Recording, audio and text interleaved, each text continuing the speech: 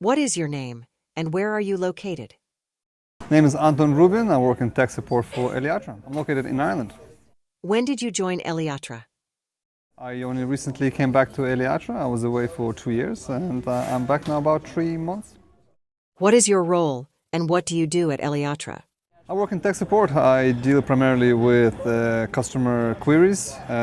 They require support on various topics, and we go through reproduction of their issues and trying to help them as much as possible. Can you describe your typical workday? It's challenging to answer that question, but usually workday would involve getting some sort of query from a customer. It could be an update on an already ongoing investigation in their cluster environment. Sometimes we do calls with the customers to try and troubleshoot the issues that they have. We also work on various other topics. We help out on the forums, on OpenSearch security side mainly, but also other topics. And we improve the documentation for OpenSearch when possible. What do you enjoy most about your job in IT support? The most enjoyable part of IT support is perhaps being able to solve customers' queries, especially when they've been losing their mind over them for a couple of days and they reached out and they're desperate. And if it's something that you're knowledgeable with, you can help them instantly. If it's not, it's still interesting to get your hands dirty and set up an environment similar to them and try to reproduce their issues and then guide them from that point onwards. How do you approach a new support ticket that involves a problem you haven't encountered before? Yes, the best way I find to approach that sort of problem is to try and reproduce the environment that the customer has. And the best way to do it is to start bare bones, get it working, and then slowly add the configuration that the customer has from their end, and more often than not find the issue that way. What is the most common issue that users face with OpenSearch, and how do you advise them to solve it? In my professional opinion, the most common issue is the certificates. The users struggle with certificates for various reasons, and it is quite frustrating when it looks like it should be working, but it's not. You have to go through logs and figure out what exactly the issues are.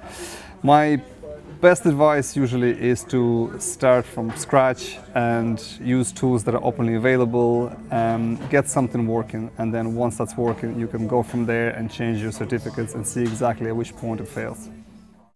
What's the funniest or most unusual support request you've ever received? If it's unusual, but it's certainly funny perhaps when the customer is adamant that they have the configuration configured correctly, and very often they do, but they don't actually upload it to the cluster. So as a result, they try various solutions and they tweak it this way and that way, and it just doesn't seem to be doing anything. And of course, after days of tearing the hair out, they realized that it was just the case of uploading it in the first place. I think anybody in technology has come across that at one point in their life. So there is no exception in this case. On average, on how many issues are you working in parallel? Oh, it really depends on the day and on the type of issues. It could be 2 or 3. Again, depends on whether you're working on forums at the same time, or if it's other customers, or if we are helping out on the documentation. But it could be 3 or 4 issues at the same time. At the same time, it could be a case of the customer trying to gather their information from their end, so we might not hear back for 3 or 4 days until they have all the ducks in a row, and then they send us everything, and that's when we jump into reproducing their issue and going from there. How do you handle the context switches between these issues? You get used to it after a while. It's not always easy, especially if it is an ongoing conversation with 2 customers at the same time with different clusters and different environments. You do need to prioritize. There are various factors. I mean, if the customer has a prod outage, then yeah, I think it makes more sense to help them first. But if you're able to work on them simultaneously, then yeah, you just have to get used to the context switch and not lose your mind too much over it. What's one piece of advice you would give to someone new to IT support? Start slow. Don't pressure yourself too much. Don't try to do everything at the same time.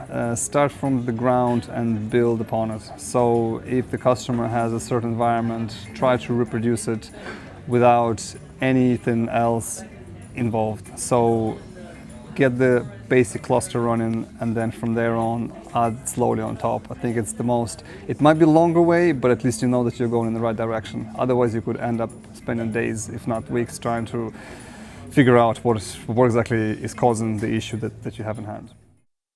How do you ensure you keep up with all the updates and changes in OpenSearch technology? That's a challenging one as well. I think keeping your ear to the ground when it comes to forums, all the new releases, conferences is certainly a good way to stay up to date. You always meet like-minded people, like this conference here.